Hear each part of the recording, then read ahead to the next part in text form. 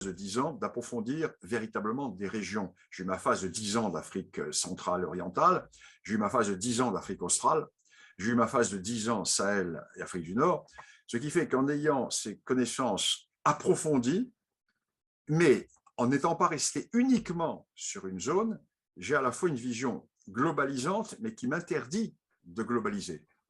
Donc c'est une vision que j'ai et qui fait un peu mon originalité, et qui fait que j'ai souvent des analyses qui sont bien différentes de la doxa ou de ce qui est dit généralement. Vous savez, professeur, il n'y a rien de plus enrichissant que la différence. Beaucoup n'aiment pas qu'on le dise, mais la différence, c'est un bien qu'il faut protéger.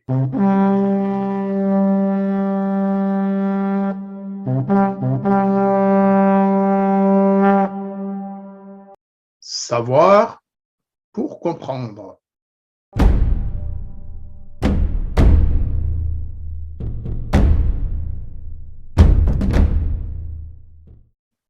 Bonjour à tous, bienvenue dans l'émission Savoir pour comprendre, qui va porter aujourd'hui sur les conflits dans la région sahélo-saharienne.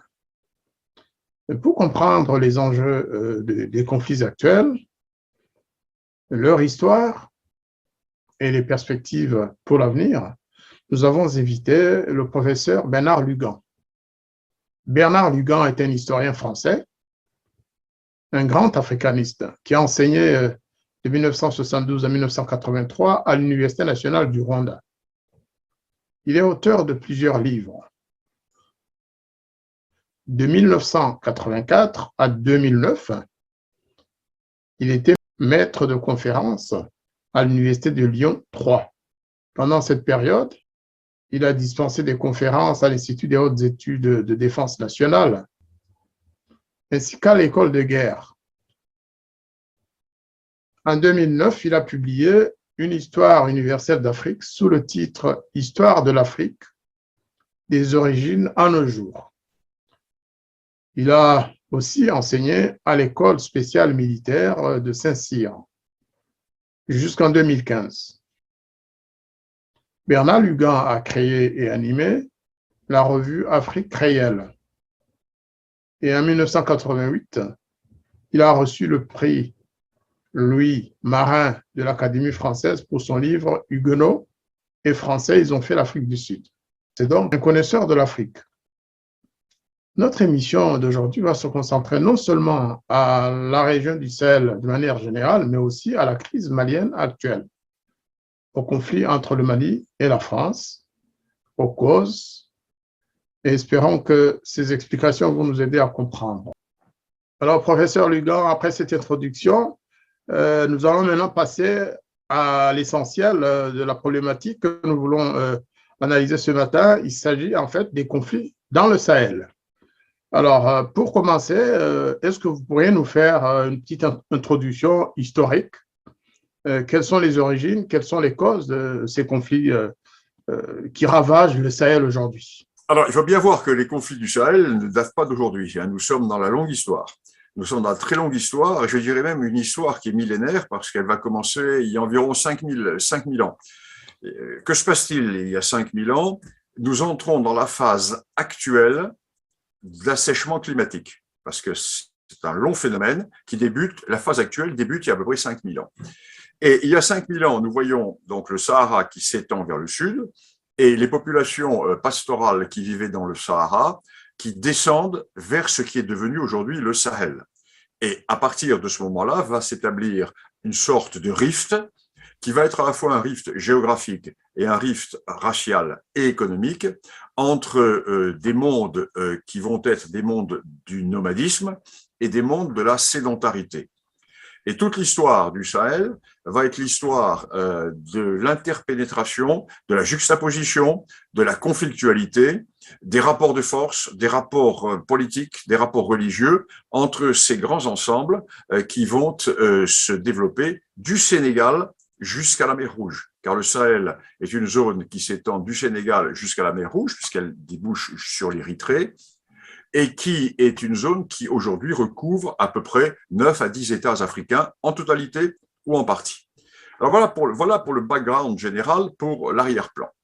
Alors, si nous nous rapprochons un peu de nous, de notre époque, nous constatons qu'une grande évolution va se produire dans la région du Sahel, avec la poussée islamique vers le sud dès le 9e, 10e siècle.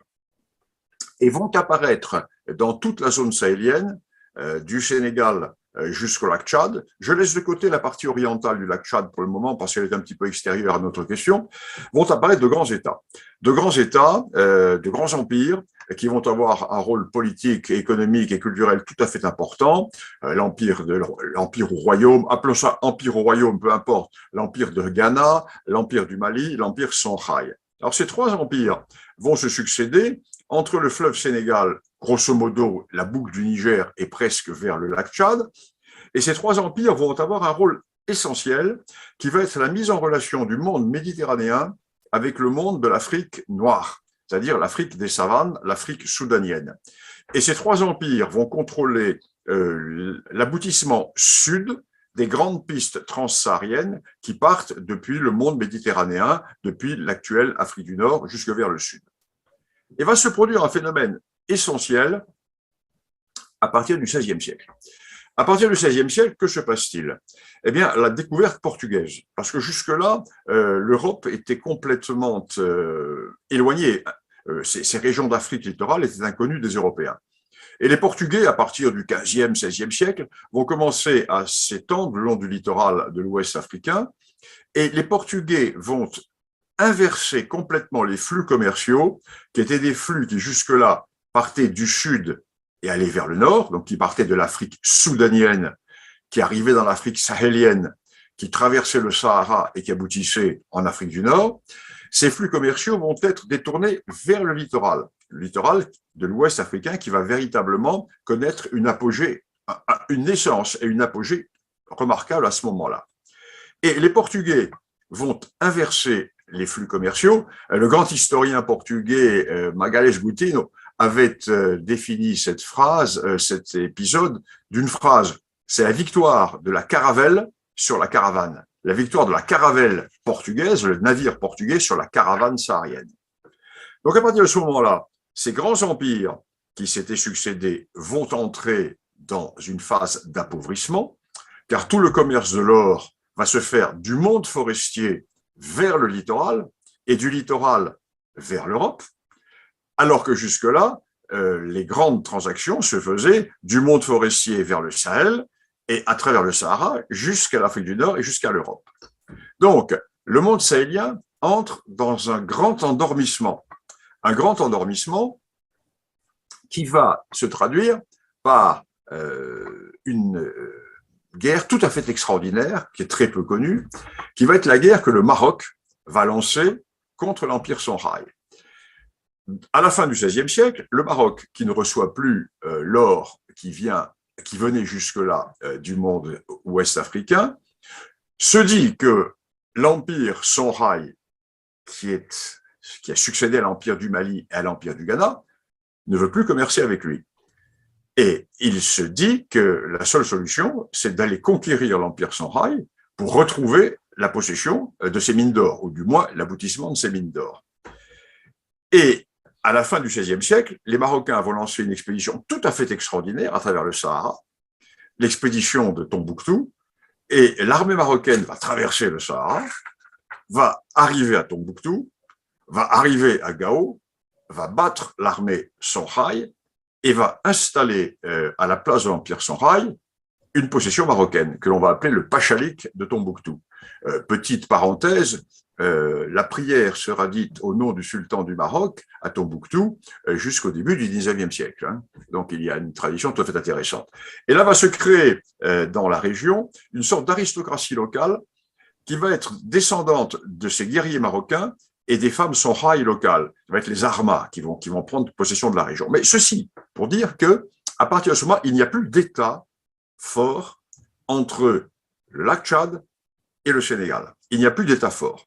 Ce qui fait que les populations sédentaires noires qui jusque-là vivaient dans le cadre de grands États, le Ghana, le Mali, le Songhai, vont se trouver totalement livrés à la merci des nomades sahariens.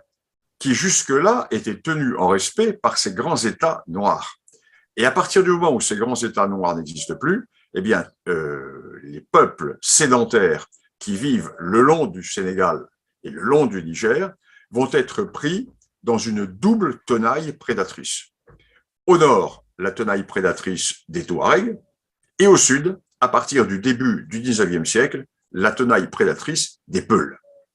Et dans ce monde sahélien, qui est un monde qui va être un monde en perturbation très profonde, à la fin du XVIIIe siècle et au début du Xe, va apparaître un phénomène tout à fait important, qui est un phénomène que l'on qualifie de phénomène religieux, mais qui pour moi n'est pas un phénomène religieux, c'est un phénomène qui est accessoirement religieux. La religion ne sera que l'alibi d'un phénomène ethno-national, qui est celui de l'expansion des grands sultanats Peuls, ce qu'on a appelé les grands djihad Peuls, la grande conquête Peul. Alors, j'ouvre une parenthèse là-dessus, parce que nous sommes au cœur du problème actuel, qui est que jusqu'au XVIIIe siècle, les Peuls sont dominés par les sédentaires, par les agriculteurs noirs.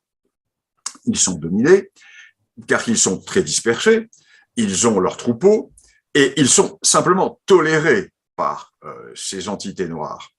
Et à partir de la fin du XVIIIe, il va y avoir une réaction qui va se produire chez certains Peuls, et ces Peuls vont utiliser l'islam pour se libérer de leurs maîtres sédentaires noirs et pour les conquérir, pour les vassaliser et pour les dominer. Ça va être les grands djihad Peuls qui vont se succéder et qui vont aboutir à la constitution de grands califats, le califat de Sokoto, qui occupait le nord du Nigeria, une partie du Cameroun et un petit point du Niger.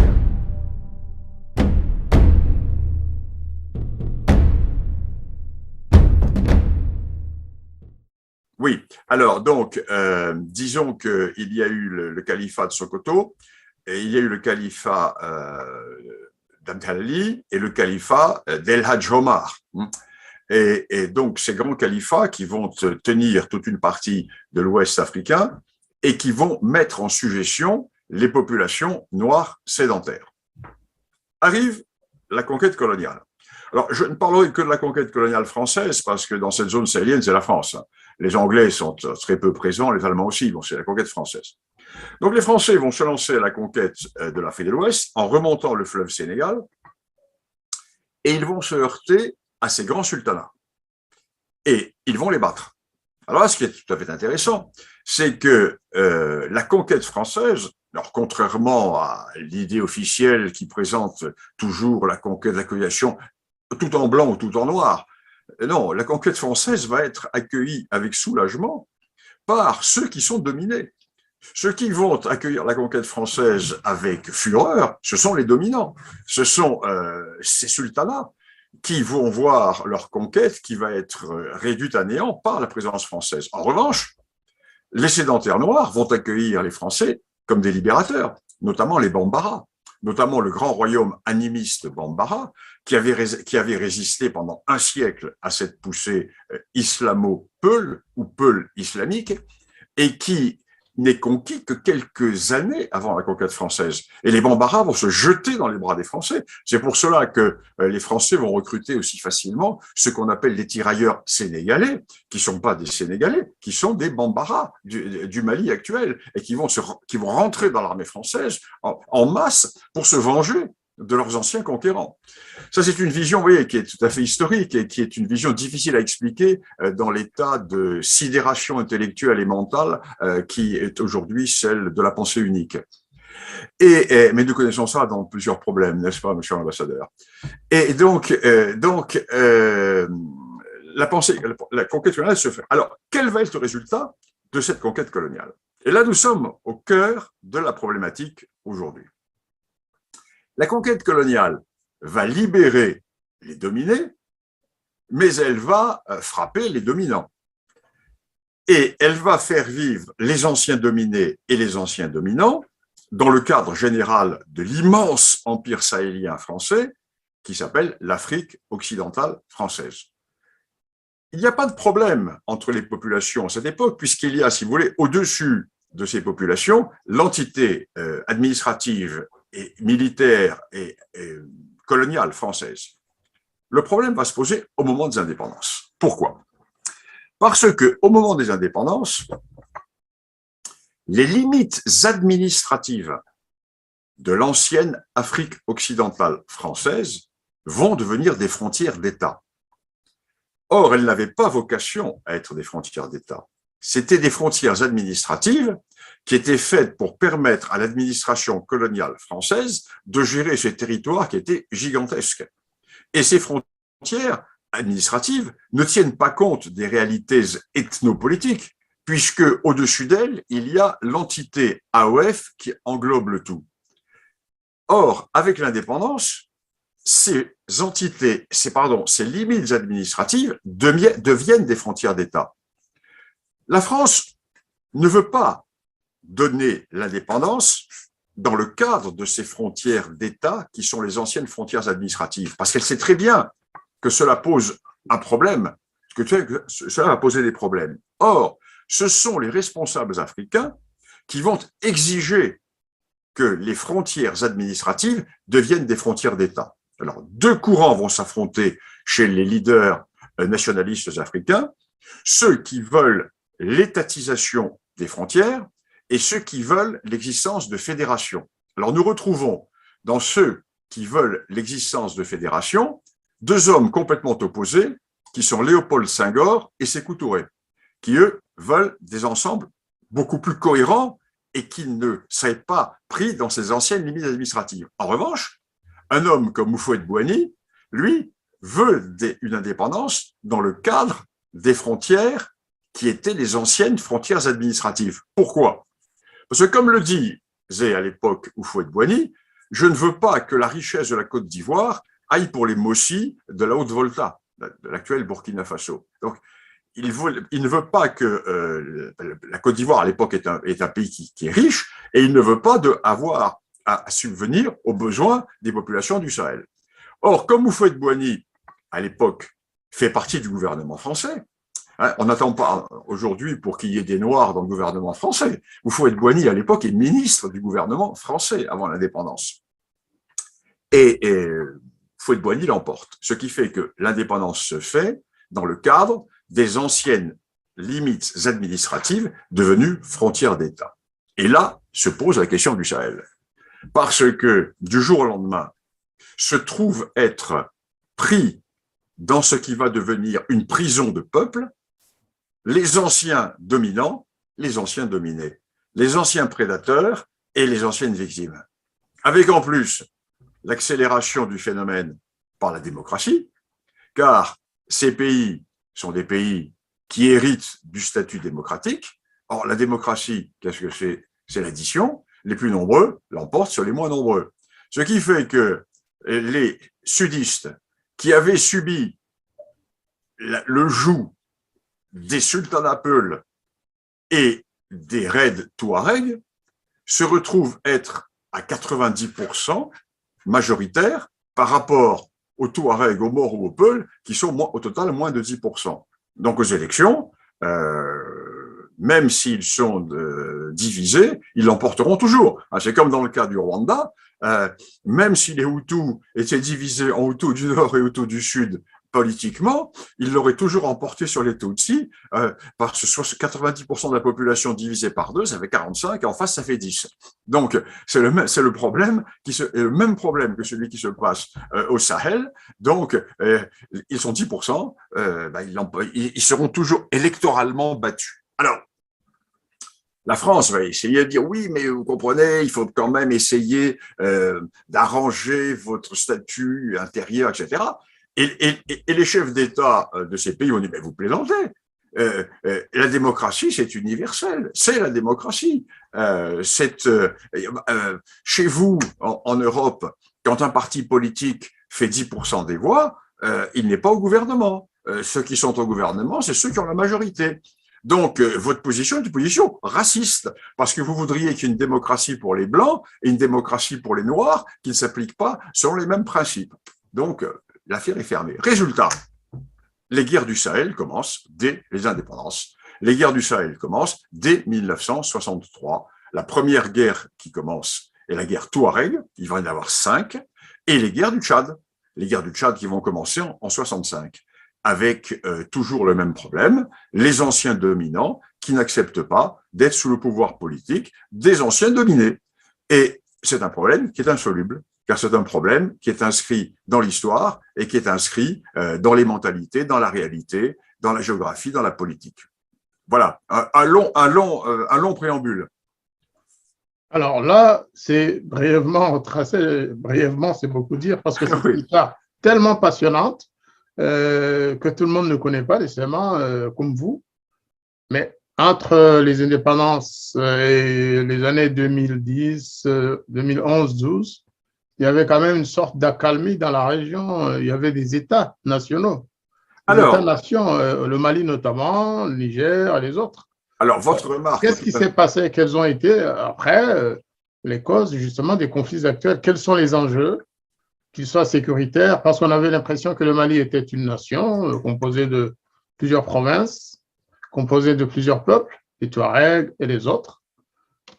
Qu'est-ce qui a fait que ça a basculé brusquement? Eh bien, écoutez, c'est très simple. C'est très simple. C'est très, très simple. De 1900, des indépendances, des années 1960, jusqu'à l'arrivée des socialistes au pouvoir en France, à l'arrivée de François Mitterrand au pouvoir, nous restons dans cette zone du Sahel qui était française, n'est-ce pas? Parce que sur le Nigeria, c'est un autre problème, une autre problématique. Moi, je reste, si vous voulez, sur le Sénégal, Mali, Burkina Faso, Niger, Tchad, n'est-ce pas? Je reste sur cette partie occidentale du Sahel. Eh bien, dans toute cette région, que se passe-t-il? Il va y avoir, bien sûr, des guerres. Les guerres du Tchad. Souvenons-nous que le pays en perdition jusque dans les années 80, c'était le Tchad, les guerres permanentes. Il y a eu quand même 3 guerres Touareg au Niger. Il y a eu 5 guerres Touareg au Mali. Mais il y a eu ce que l'on a appelé, du point de vue constitutionnel, le raccourci autoritaire. Le raccourci autoritaire, c'était quoi? C'est le parti unique. Parti unique qui englobait les divers courants, et la discussion politique et ethnique se faisait à l'intérieur du parti unique, au profit d'une ethnie, mais si vous le voulez, il y avait une sorte de consensus plus ou moins lâche qui se faisait dans le cadre du parti politique, du parti unique qui coiffait le tout. Or, 1981, les socialistes arrivent au pouvoir en France, et les socialistes qui sont des idéologues vont dire « mais c'est pas possible, nous ne pouvons pas continuer à soutenir des pays qui sont gérés par un parti unique. Il faut la démocratie, il faut les droits de l'homme. » Et François Mitterrand va prononcer le fameux discours de La Baule, qui est le discours par lequel la France décide de n'accorder son aide qu'aux pays qui entreront véritablement dans une politique de multipartisme et de démocratie.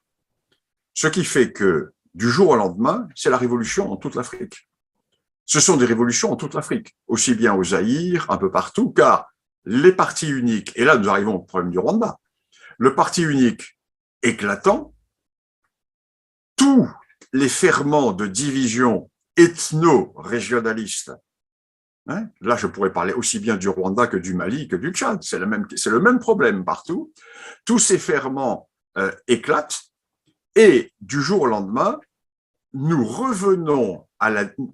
aboutissons à la destruction de 25 ans d'efforts pour la constitution d'États, car les États se délitent pour en arriver au tribalisme ou au régionalisme. Voilà le problème de cette région du Sahel. La démocratie imposée par les socialistes français qui va semer le désordre. Comme au Rwanda. Même problème qu'au Rwanda.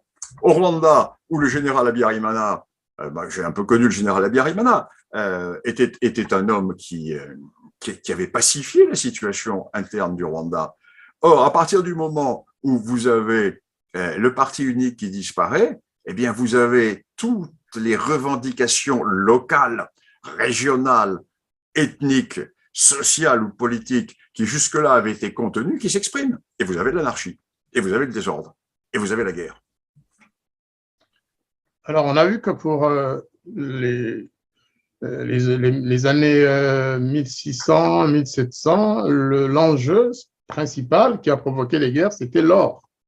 Oui, c'était l'or de l'Ouest africain. Alors, cet or de l'Ouest africain qui va ensuite être moins important, parce qu'à partir du moment, là c'est l'époque portugaise, mais à partir du moment où les Espagnols vont découvrir l'Amérique, la production d'or africaine deviendra négligeable par rapport à ce qui va être découvert en or et en argent aux Amériques.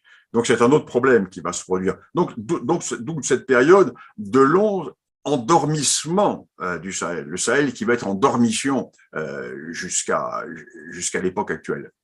Alors, ce que je voulais dire, en fait, c'est qu'à la place de l'or, il y a eu d'autres ressources. Ah, les esclaves. Il y a les esclaves, mais il y a aussi… si vous voulez, il y a eu deux aspects de ce commerce transsaharien. Alors, à l'origine, c'était l'or, les peaux d'animaux, les peaux de léopard, l'ivoire, etc., les esclaves qui remontaient vers l'Afrique du Nord en échange des marchandises venues d'Afrique du Nord et des produits de l'artisanat, des armes, des chevaux, etc. Et aujourd'hui, en fait, c'est votre question. Aujourd'hui, quel est le soubassement économique? Quel est le soubassement? Quels sont les enjeux économiques éventuels? Qu'est-ce qui a remplacé l'or dans les conflits actuels? Parce qu'on parle de… Moi, je vais vous dire une chose très simple. De même que les guerres actuelles du Sahel ne sont pas des guerres religieuses, la religion est un alibi. Ce ne sont pas non plus des guerres économiques au sens de matières premières. Pour une raison très simple, c'est que dans l'état actuel des choses, le Sahel ne produit rien. Un peu d'uranium au Niger, oui, mais l'uranium du Niger, ça ne compte pas dans l'échelle de la production mondiale. L'uranium du Niger, qui pose des problèmes politiques, d'extraction, etc., si vous voulez, est facilement remplacé par de l'uranium que l'on retrouve ailleurs dans le monde. Par exemple, l'industrie nucléaire française ne se ravitaille qu'en quelques pourcents avec l'uranium du Niger. Donc, c'est un fantasme. Le Sahel ne représente économiquement rien. Par exemple, pour la France, l'Afrique, dans sa totalité, représente moins de 5% de tout le commerce extérieur français. Importation, exportation, moins de 5%. Et 55% de ces 5% sont réalisés avec l'Égypte, l'Algérie et le Maroc. Ce qui fait que les 48 pays au sud du Sahara ne représentent que la moitié de ces 5%. Et le Sahel représente 0,5% du commerce extérieur français. Donc, ça ne compte pas. Zéro.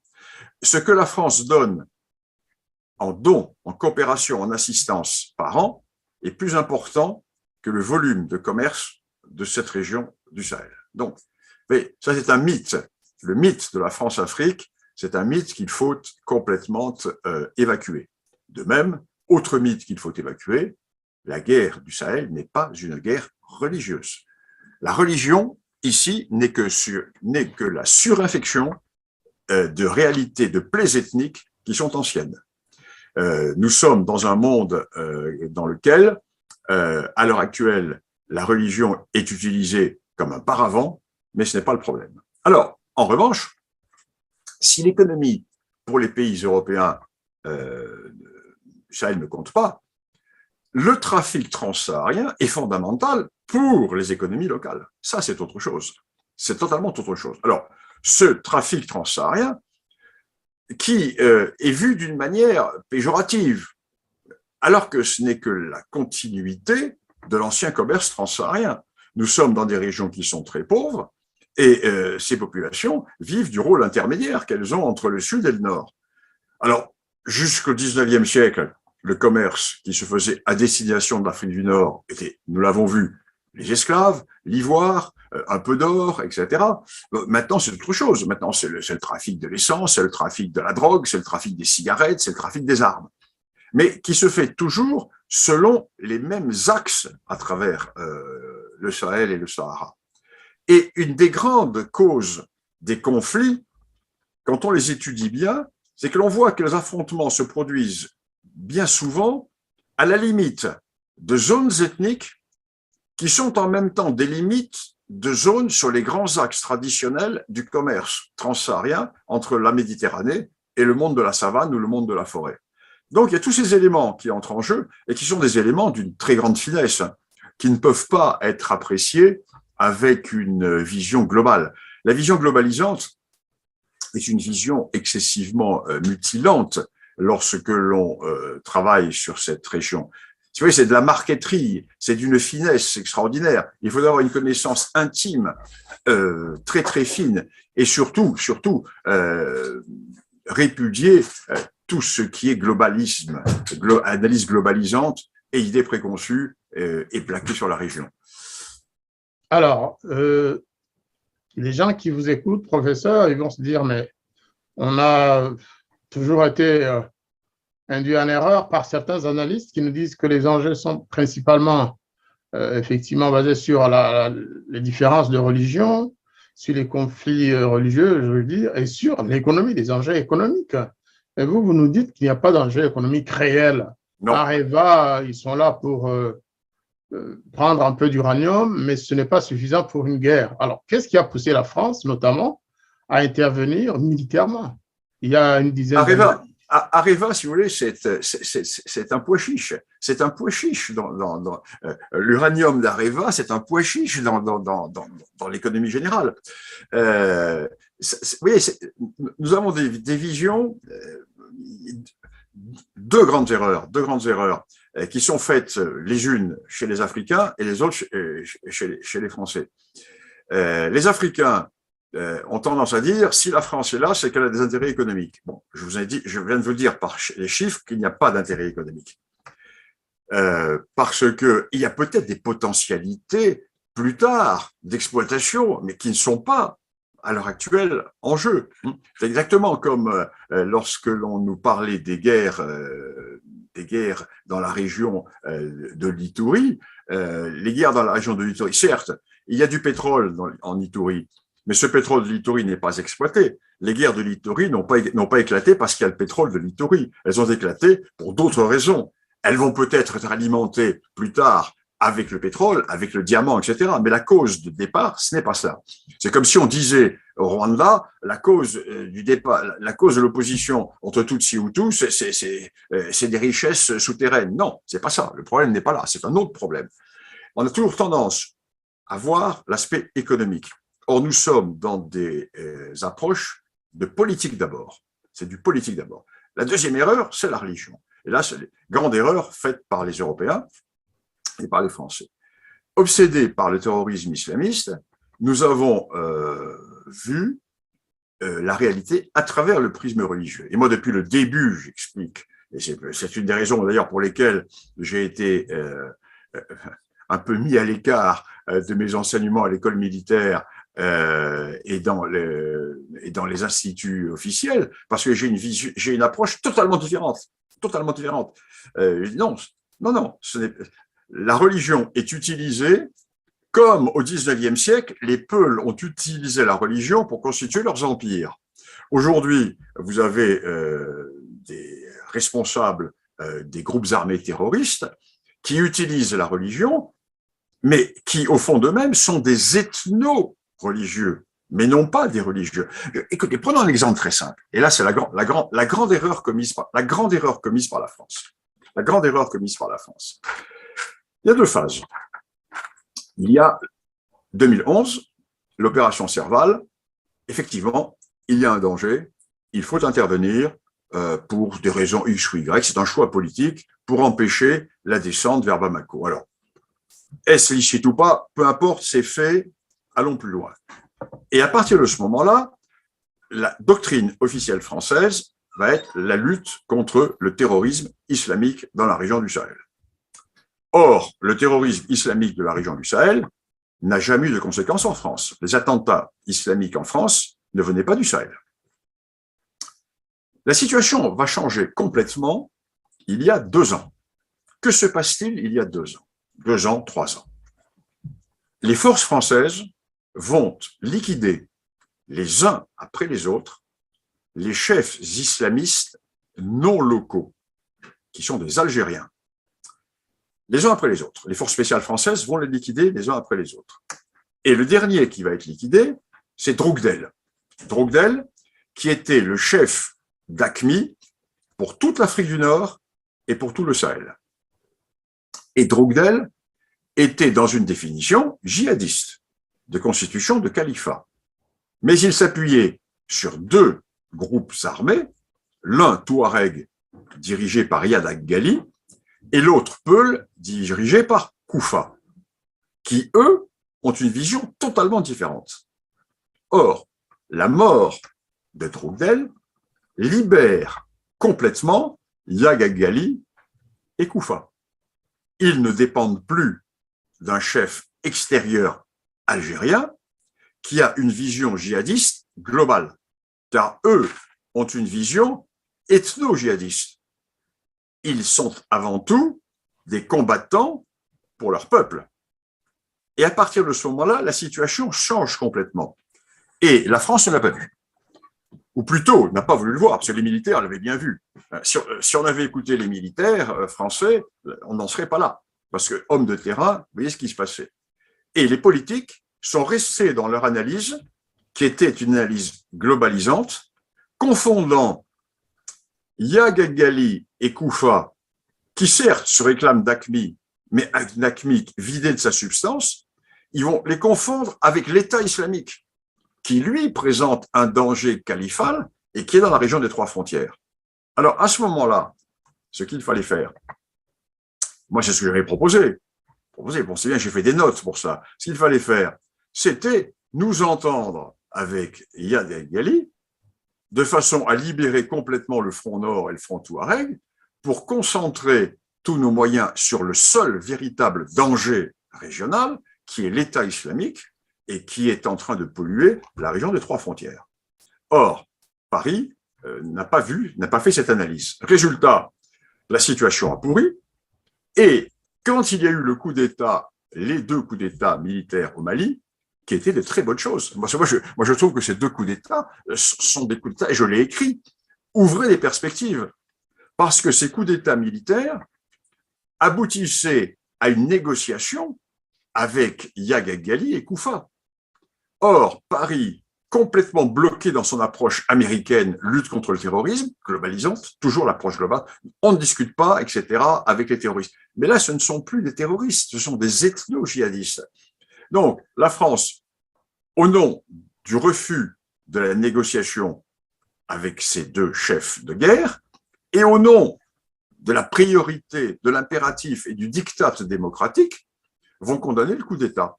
Alors que ce coup d'État du Mali était un moyen d'ouverture vers la paix. Donc, résultat, la situation s'est tendue, et puis il y a eu une maximalisation des positions, aussi bien du côté malien que du côté français, et il y a eu, si vous voulez, une radicalisation qui aboutit à la rupture. Et c'est un échec complet pour les Français, mais ça va être un échec complet également pour les Maliens, parce qu'ils se retrouvent dans une situation de blocus économique, etc.,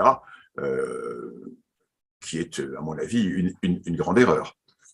Alors, il y a plusieurs autres phénomènes qui se greffent là-dessus et des enjeux régionaux. Il y a des acteurs qui ne sont pas ni maliens, ni français. Il y a l'Algérie, vous en avez parlé. Alors maintenant, parlons maintenant des acteurs extérieurs. Exactement. Alors maintenant, nous avons parlé, si vous voulez, nous avons fait le grand balayage historique.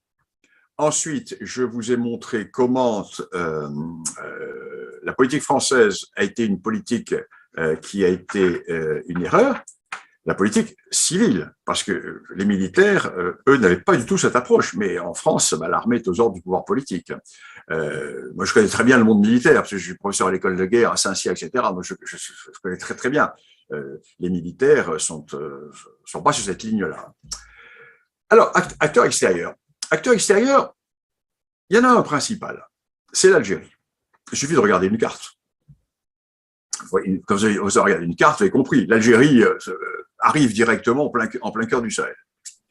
Quelle est la constante politique algérienne depuis le début? L'Algérie a une priorité qui n'est pas négociable. J'allais dire, pour l'Algérie, elle est aussi peu négociable que pour les Russes, l'entrée de l'Ukraine dans l'OTAN. C'est pas négociable. C'est pas négociable. C'est une sorte de vie ou de mort pour eux. Et cet impératif non négociable, c'est qu'il n'y ait pas d'indépendance des Touaregs au nord du Mali, qu'il n'y ait pas, comment dirais-je, une séparation des Touaregs du Mali. Pourquoi? Parce que les 3/4 des Touaregs vivent en Algérie. Et les Algériens savent très bien que si il y a un Azawad indépendant, c'est tout leur monde Touareg qui explose. Et donc, pour eux, c'est vital. C'est même pas de discussion possible. Ce qui explique pourquoi les Algériens ont toujours été présents pour la résolution des conflits précédents. Toutes les guerres précédentes des Touaregs contre l'État malien ou contre l'État nigérien ont été réglées par les négociations algériennes. C'est Alger qui a parrainé tout cela. Et Alger a, sur le terrain, un partenaire qui est Yaga Ghali. Yaga Ghali est un partenaire des Algériens. La famille de Yaga Ghali vit en Algérie, dans la région de Ouargla, etc.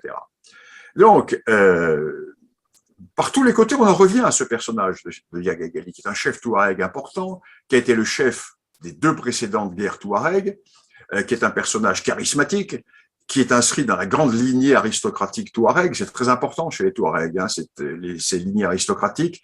Et à l'intérieur des lignées aristocratiques, il y a les clans, il y a les fratries, etc. C'est une société très complexe, la société touareg. Et donc, à l'heure actuelle, la négociation qui se fait en sous-main est une négociation qui se fait avec l'Algérie, avec les Touaregs. Et ça, Paris n'a pas compris. Le grand problème politique français, c'est que les élites françaises qui connaissaient l'Afrique n'ont pas voix au chapitre. Moi, je ne suis jamais consulté par les élites françaises. Jamais, jamais. On met des idéologues. Vous savez, la France est un pays qui est sous tutelle idéologique d'un courant politique de gauche ou d'extrême gauche. Et ces gens-là ont une vision qui est une vision universaliste, une vision, comment dirais-je, de paternalisme démocratique, qui est une vision de non prise en compte des différences. Ils projettent leur universalisme sur l'ensemble de la planète. Et c'est excessivement dangereux. Donc voilà la situation actuelle. Donc, partenaire extérieur, l'Algérie, qui est incontournable. Alors, quelles sont les ambitions? Alors, il y a, si vous voulez, des partenaires qui sont en attente pour des raisons X ou Y. Vous avez la Chine, bien sûr, la Chine qui est toujours dans sa politique de pénétration partout en Afrique, avec tout de même une évolution de la politique chinoise depuis quelque temps. Dans un premier temps, la Chine a saupoudré sa présence dans l'ensemble du continent pour voir. Hein, vous avez un peu comme à la pêche quand vous lancez des appâts pour voir où ça va mordre. Et puis ensuite, quand vous avez vu où ça mordait, vous avez des coins de pêche plus précis. Donc les Chinois recentrent un peu leur position. Comme ils ne sont pas encore présents dans le Sahel, ils sont encore dans cette phase de quête, voir ce qu'ils peuvent faire. Deuxième puissance qui commence à arriver et qui était totalement absente et qui arrive à la faveur de la guerre de Libye, c'est la Turquie. La Turquie qui commence à être pas mal présente sur zone. Alors bien sûr, on va parler de la Russie. La Russie, j'ai une vision un peu particulière de la Russie. La Russie n'a pas vocation à lutter contre le djihadisme. C'est pas du tout son problème dans le Sahel. Moi, j'analyse. Vous allez dire, j'ai une vue vraiment un peu particulière des choses. Moi, j'analyse la présence russe dans cette partie comme la reprise de ce qui avait été fait par l'ex-Union soviétique dans les années 1970, quand l'ex-Union soviétique, qui se sentait un peu cernée par l'OTAN et par les Occidentaux avaient essayé d'ouvrir un front au sud pour rompre son encerclement. C'était la fameuse doctrine soviétique de l'époque, avec l'implantation, justement, dans des pays du monde méditerranéen, du Sahel, etc.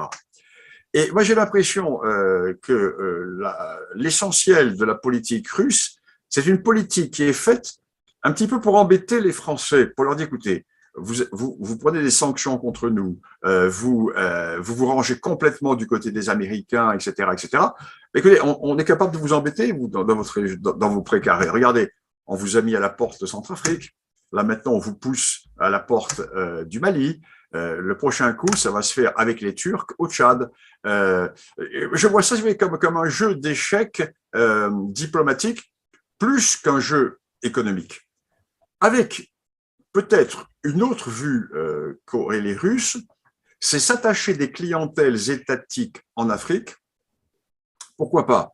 Pour avoir un matelas de partisans à l'ONU, vous voyez, en cas de vote important, etc. Mais je ne vois pas d'intérêts économiques et politiques fondamentaux de la Russie dans cette zone. Les intérêts fondamentaux de la Russie dans c'est sortir de la mer Noire avec des bases en Libye, en Syrie, si possible en Libye, si possible des rapports avec les Algériens. C'est plutôt cet ensemble que je vois. Le reste, c'est un peu, à mon avis, c'est un peu un fantasme qui est développé. D'ailleurs, d'autant plus qu'un fantasme qui a l'air de se révéler être peut-être un fantasme quand on voit que finalement, l'immense puissance russe, là, nous parlons aujourd'hui, nous sommes le 28 mars, hein, le 28 février, l'immense puissance russe est un petit peu en train de piétiner, en Ukraine. Hein. La Russie est peut-être un peu dans la situation qui était celle de l'Union soviétique quand elle a attaqué la Finlande à la veille de la Deuxième Guerre mondiale et qu'elle a un peu buté sur la défense. Bon, on ne sait pas ce qui va se passer, mais disons, ça pose des problèmes, ça pose des questions. Alors, j'allais abonder dans votre sens, mais en posant une autre question. Le Mali s'est rapproché de la Russie. C'est un fait, surtout après le départ des troupes françaises. Est-ce que ce n'est pas l'illustration d'une nouvelle stratégie géopolitique de préservation des aires d'influence? Parce que s'il n'y a pas de problème économique, plutôt de danger économique, s'il n'y a pas d'enjeu religieux, il y a tout de même un enjeu stratégique de positionnement. Il faut se construire une aire d'influence dans cette région pour la Russie. Et la France ne veut pas que ce soit la Russie qui la remplace. Vous avez raison, vous avez parfaitement raison. Quand je dis qu'il n'y a pas d'intérêt économique, j'ai dit dans la zone sahélienne, je n'ai pas dit dans le reste de l'Afrique. C'est pour cela que les intérêts économiques sont les intérêts côtiers, avec le pétrole, etc. Et le Sahel, la présence militaire au Sahel est un moyen de protéger à longue distance la zone côtière. Il est bien évident qu'il y a des intérêts qui vont être de plus en plus importants. Vous partez du Maroc et vous allez jusqu'à la Namibie, tout le littoral, ce n'est qu'une nappe de pétrole. C'est que du pétrole, tout le long. On n'en a pas découvert la moitié, c'est considérable. Nous ne sommes pas demain dans l'épuisement du pétrole. Hein. Il faut aller chercher, c'est plus profond, mais ce n'est que du pétrole. Donc, il est évident qu'il y a des intérêts qui sont des intérêts sur le littoral. Et moi, je suis en train de développer, une approche qui est un peu différente, en disant que nous allons revenir, si vous le voulez, un peu à la situation du XVIIIe siècle. C'est-à-dire, les Européens vont quitter l'intérieur de l'Afrique, où il n'y a que des coûts à prendre pour une rentabilité qui est tout à fait secondaire. Autant laisser les Africains gérer leurs affaires, mais en revanche, des comptoirs sur le littoral qui vont être les comptoirs, qui vont être les points d'aboutissement des richesses de l'intérieur et qui, là, peuvent être facilement sécurisés sans qu'il y ait besoin de faire d'expéditions à l'intérieur du continent. Vous voyez, on est en train moi, je vois une évolution. Ça, c'est mon côté d'approche de la longue durée de l'historien. Je vois une nouvelle phase qui va s'ouvrir. La phase coloniale se termine. La phase coloniale, c'est quoi? C'est la présence à l'intérieur de l'Afrique, la présence, la conquête. Alors, après les indépendances, a continué. bon, certes, les pays sont indépendants, mais comment dirais-je, le processus de fonctionnement était le même. Or là, nous assistons maintenant à un retour à une autre phase, un changement de paradigme qui va être un paradigme littoral. Avec cette évolution, je la sens venir, hein, c'est tout à fait intéressant. Alors donc, tout ceci pour dire effectivement que les intérêts économiques, ils sont au sud, ils sont pas dans le Sahel. Je ne voulais pas dire qu'il n'y a pas d'intérêt économique en Afrique, c'est pas du tout ce que j'ai voulu dire. Alors, protéger des aires d'influence, il est certain que la France ne peut pas laisser des pays comme la Côte d'Ivoire tomber. Non pas par intérêt économique, parce que là encore, je vous ai dit que ça ne comptait pas. Je vous ai dit que la France réalisait moins de 5% de son commerce international avec l'Afrique et 45% avec l'Afrique au sud du Sahara. Et au sud du Sahara, ce tout petit pourcentage est réalisé avec 3 pays, l'Afrique du Sud, la Côte d'Ivoire et l'Angola. Bon, donc, vous voyez, ça tient très peu de choses. Imaginons que demain, l'Afrique, ça n'arrive pas, que l'Afrique disparaisse par un cataclysme, économiquement, la France ne serait affectée en rien. Bon, donc, les intérêts économiques vitaux ne sont pas là. Mais il y a des intérêts qui sont des intérêts stratégiques, culturels et autres. D'accord. Alors, les gens vont dire que c'est pas ce que disait le président Chirac. Hein. Il avait sorti des chiffres pour démontrer que la France retirait plus d'Afrique qu'elle n'en donnait à l'Afrique. C'était le président Chirac qui l'avait dit. S'était-il trompé ou avait-il raison? Je ne sais pas. Alors là, le président Chirac, c'était dans les années, c'était il y a plus de 20 ans. La situation a complètement changé. La situation a complètement changé. Et l'on voit bien, si vous voulez, l'évolution du poids de l'Afrique dans le commerce extérieur, malgré le pétrole. L'Afrique représentait, donc, à l'époque de Chirac, représentait encore 7 à 8% du commerce extérieur de la France. Et aujourd'hui, l'Afrique représente moins de 5%. Donc, vous avez un effondrement complet. Et Chirac avait un tropisme africain également, qui faisait qu'il était très populaire en Afrique. Mais c'est une situation qui a complètement changé. La réalité économique est là, hein, selon les chiffres que je vous ai donnés. Et encore, ces chiffres sont en baisse. À l'heure actuelle, sont en baisse.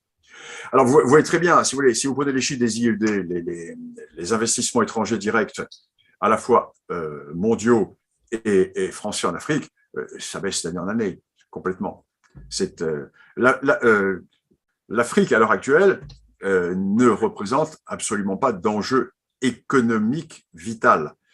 Alors, à l'époque de Chirac, ce qui s'est passé, c'est que il y a eu un grand boom sur le pétrole. Et à ce moment-là, c'était avant que les Américains ne découvrissent le gaz de schiste, le pétrole de schiste. Et donc, les Américains avaient essayé de s'implanter à peu près partout en Afrique parce que les Américains s'étaient dit, en cas de conflit fondamental au Moyen-Orient, il faut assurer notre production de pétrole. Donc, tout le golfe de Guinée, enfin de l'Angola, golfe de Guinée, Nigeria, qui est le prolongement du continent américain, c'est très facile à sécuriser pour notre pétrole. Tout a changé à partir du moment où les Américains ont mis en production leur pétrole de schiste. Du jour au lendemain, les Américains ont cessé d'acheter le pétrole de l'Angola, d'où la crise économique de l'Angola, car l'Angola qui vendait plus de 50% de son pétrole aux Américains, du jour au lendemain, n'en a plus vendu, car les Américains n'en ont plus acheté. Et même problème avec le Nigeria. Donc, nous avons tous ces événements qui font que aujourd'hui, la situation du commerce international et de la part de l'Afrique est une réalité qui ne va pas dans le sens d'un développement. Alors, ça peut changer. Ça peut changer parce qu'effectivement, si nous avons une déstabilisation complète dans le monde périphérique de la Russie, du Moyen-Orient, etc., ne serait-ce que pour le pétrole, l'Afrique va reprendre une place. Mais si vous voulez, ce sont des événements qui sont des événements conjoncturels sur la longue durée. Nous ne voyons pas cette évolution. D'autant plus que aucun des minerais rares ou essentiels à l'économie mondiale n'est exclusivement produit en Afrique, à l'exception du coltan et de 2-3 minerais tout à fait particuliers. Tout ce qui est produit au point de vue minier en Afrique se trouve ailleurs dans le monde, moins cher et sans problème politique pour l'exploiter. Vous avez l'Australie, vous avez le Brésil, vous avez l'immense Sibérie, avec en plus le changement climatique qui fait que tout le nord de la Sibérie va être exploitable, et sans qu'il y ait les problèmes politiques, avec les problèmes ethniques, les problèmes politiques, déstabilisation, etc., qui se posent à l'intérieur du continent. Car vous pensez que l'immense RDC, l'ex-ancien Zaïre, qui est un coffre-fort minier, n'arrive toujours pas à avoir sa place mondiale dans l'exportation. Pourquoi? Mais parce qu'il est beaucoup moins cher et moins difficile d'aller acheter les productions qui se font en RDC ailleurs dans le monde, à l'exception bien sûr du coltan et de 2-3 productions. Alors, il y a le nickel, oui, mais le nickel, la Nouvelle-Calédonie recèle du nickel, on n'a pas besoin de l'Afrique. Vous voyez, c'est un problème. Il faut sortir des visions globalisantes. Et il faut vraiment regarder la question au cas par cas, le régionalisme. C'est quand même une question globale, hein, parce que lorsqu'on parle du Sahel, lorsqu'on parle du Mali, de la Côte d'Ivoire et des autres, on se dit, mais s'il n'y a pas autant d'intérêts économiques, pourquoi la France se bat-elle pour rester? Ah ben, elle ne se bat pas pour rester. Parce que se bat pas pour rester. La France a été appelée. Elle a été appelée au secours par le Mali. Elle est venue. Là-dessus, François Hollande a cru que c'était l'épopée de sa vie et le couronnement de sa vie politique, de sa petite vie politique, et donc a laissé se développer l'opération Serval, qui est devenue ensuite l'opération Barkhane. Mais depuis le début, les militaires disent il faut partir. Il n'y a pas d'intérêt. Il faut faire. Ce genre d'opération n'est valable que lorsqu'on fait un coup de poing fort et on se retire. On ne reste pas.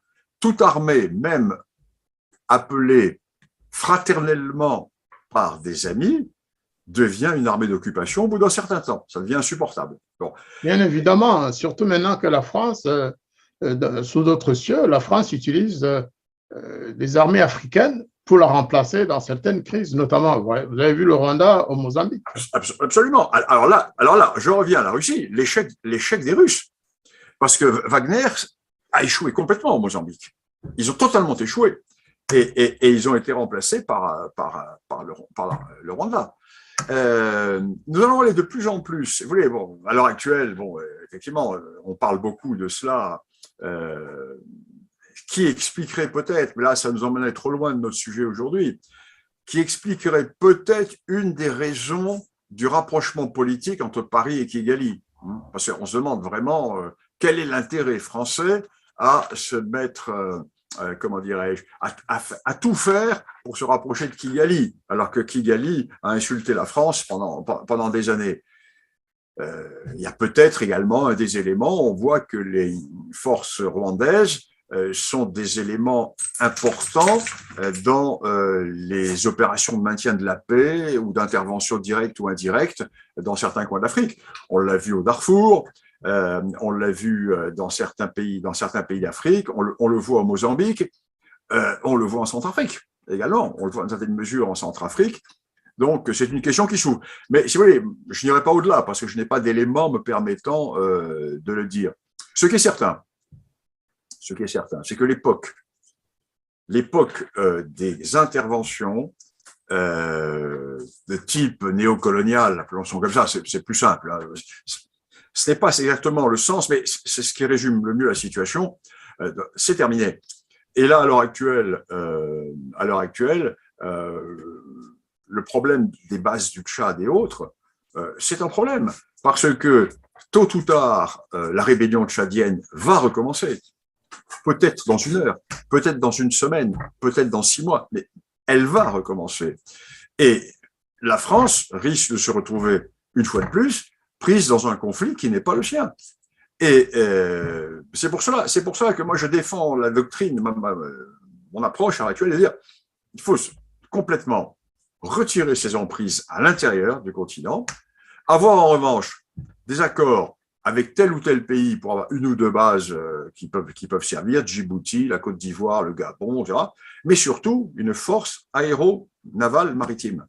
L'avenir, ce sont nous avons, les Français ont cela, nous sommes les seuls à avoir ça, ces énormes bâtiments de transport qui transportent, c'est énorme, hein, des porte-hélicoptères qui sont en même temps gros milieu de transport. Avec ça, vous faites ce que vous voulez en Afrique. Il suffit, ce qu'ont fait les Anglais, souvenez-vous ce qu'ont fait les Anglais en Sierra Leone il y a 15 ans. On ne sait pas, ils sont arrivés du jour au lendemain, intervention aéronavale, ça a duré 1 mois, terminé, ils ont plié la question, ils sont repartis. Ça, c'est ça qu'il faut que nous fassions maintenant.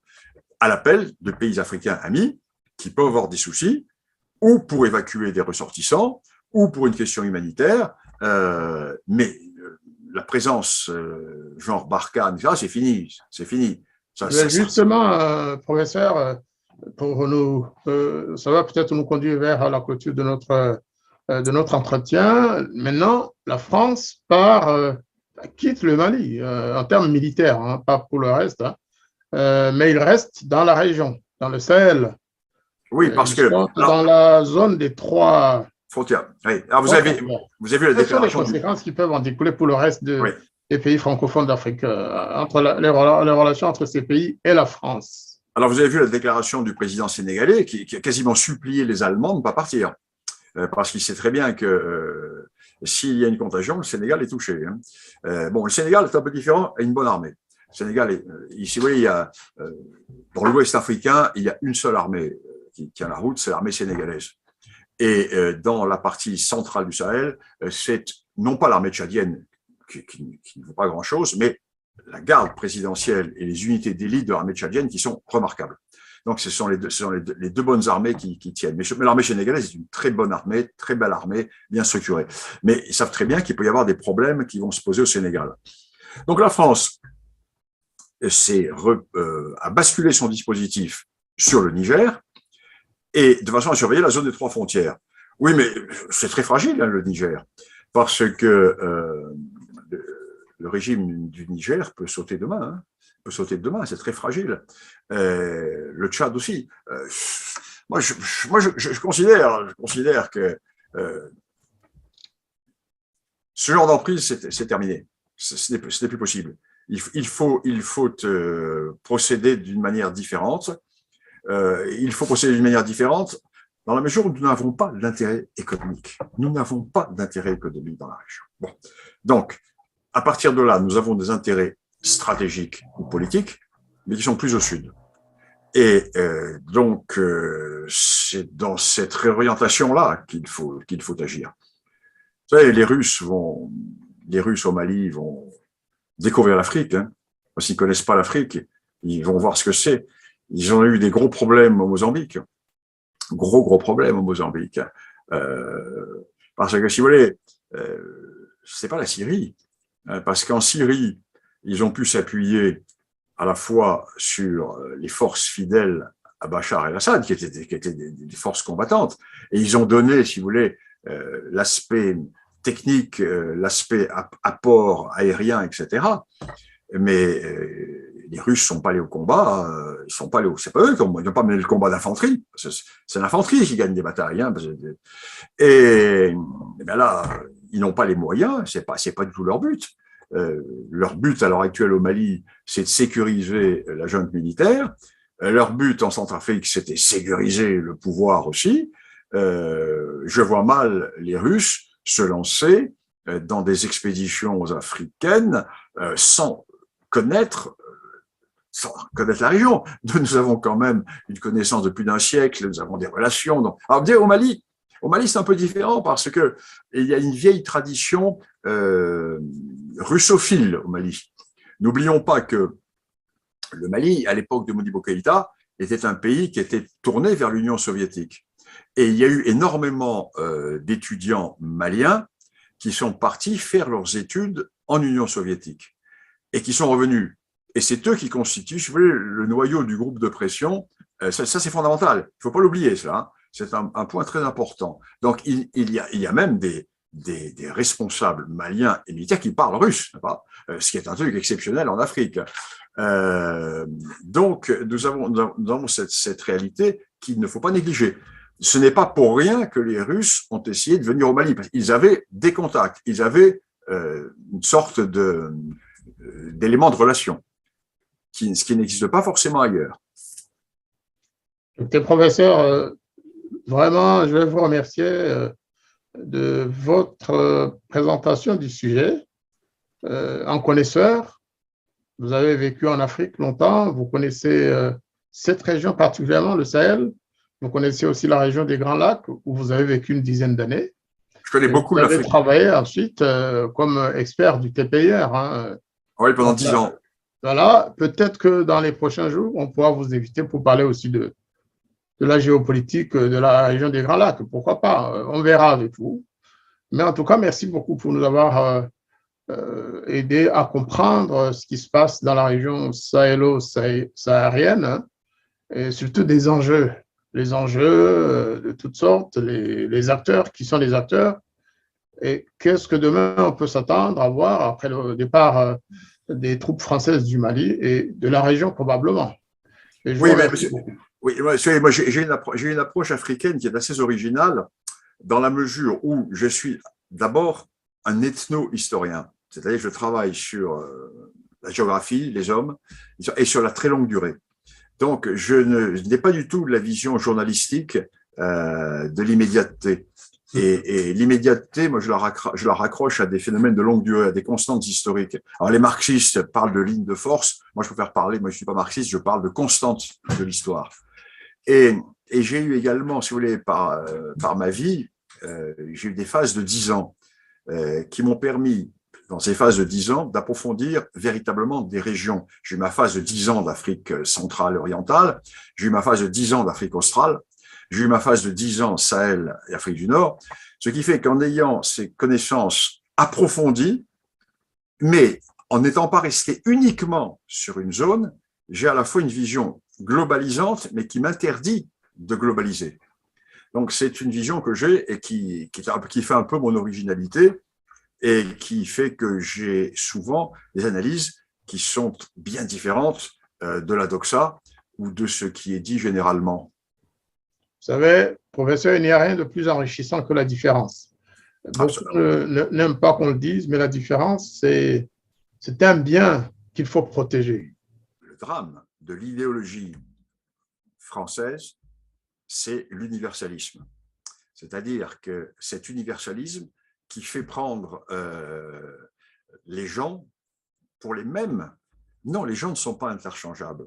Les gens sont les produits, les hommes sont les produits d'une histoire, sont les produits d'un milieu, et ils sont pas interchangeables. Vous voyez, c'était la grande opposition entre la colonisation de gauche française, qui disait il nous faut apporter la civilisation aux peuples inférieurs, et Lyautey, la colonisation de droite, le maréchal Lyautey qui disait mais vous êtes inférieur, l'empire des Ming, inférieur, les civilisations marocaines, non, ils ne sont pas inférieurs, nous sommes différents.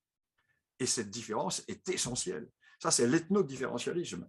Et à l'heure actuelle, le danger principal qui menace l'Afrique, en dehors de la surpopulation, le danger principal qui menace l'Afrique, c'est l'imposition de nos approches doctrinales universalistes, et notamment la démocratie européenne plaquée sur l'Afrique.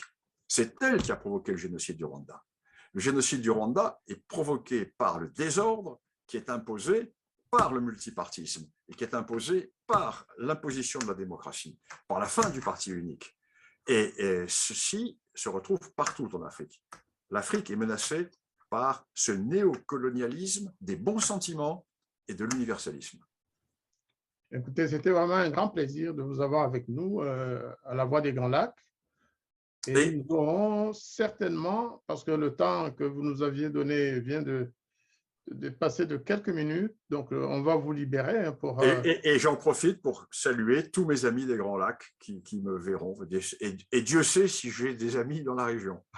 Croyez-moi, il y en a beaucoup. Et de toute façon, ils vous verront et vous se rappelleront, notamment les anciens étudiants de Ah oui. Bucarest. Il y en a un qui m'en a parlé, qui m'a dit que vous aviez été son professeur et que donc toute l'appréciation y est. Professeur, merci beaucoup et à très bientôt. À bientôt. Merci.